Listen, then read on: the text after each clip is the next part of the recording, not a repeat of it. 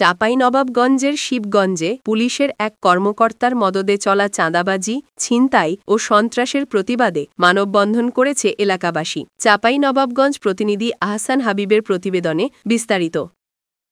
শুক্রবার বিকেলে চাঁপাইনবাবগঞ্জ সোনা মসজিদ মহাসড়কের পিরোজপুর মোড়ে অনুষ্ঠিত এ মানববন্ধনে স্থানীয় শতাধিক মানুষ অংশ নেন।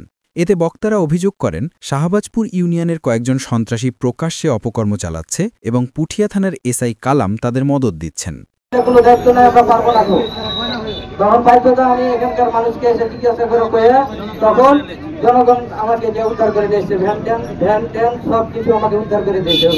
তারা হুঁশিয়ারি দেন, দ্রুত ব্যবস্থা না নিলে কঠোর আন্দোলন গড়ে তোলা হবে।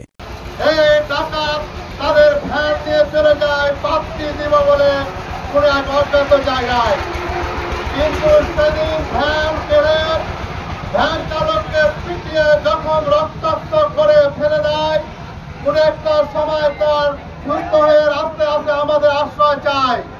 এই আচরণ নিয়ে আমরা প্রশ্ন যে তারা কেন তাকে উদ্ধার করতে যায় নাই। এমনি সময় লাঠিচার্জ করতে পারে, ফায়ার করতে পারে। এখানে আছে গোপালগঞ্জের একটা বাহিনী, এই চত্বরটায় বিগত 17 বছর জুলুম এবং নির্যাতন চালিয়েছে।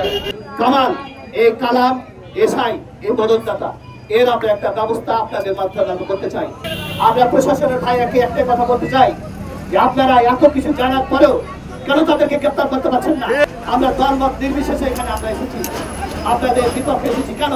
তবে এসআই কালাম অভিযোগ অস্বীকার করে বলেন, মানববন্ধনে অংশ নেওয়া ব্যক্তিরা মাদক কারবারি।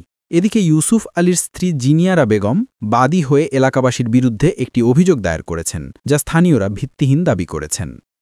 এই গডফাদার, এই যে কালাম এসআই শিবগঞ্জে নিয়োজিত ছিল, আমার প্রশ্ন হচ্ছে সে শিবগঞ্জ থানার জনশক্তি হয়ে সে কিভাবে শিবগঞ্জ থানায় উপস্থিতি থাকতে পারে? যে বাগানে ডাকাতি করে, সেটি মদত দেয়, সকলেই জানে। একজন ছবি দেওয়া আছে, আগে ছিল এসআই, বর্তমানে সে ওসি। তার মদত পেয়ে এই ডাকাত দল বিভিন্নভাবে ক্ষতি করতেছে। আত্মীয়তা হয়, চাচাতলায় হয়, কেউ ভাইও হয়, হ্যাঁ, তো তারা তাদের উপরে মামলা করেছে। আমি না জানতে ফাঁসি করেছে, সেটা আমি তাদের সামনে বলতে চাই, আমি এটা কিছুই জানি না।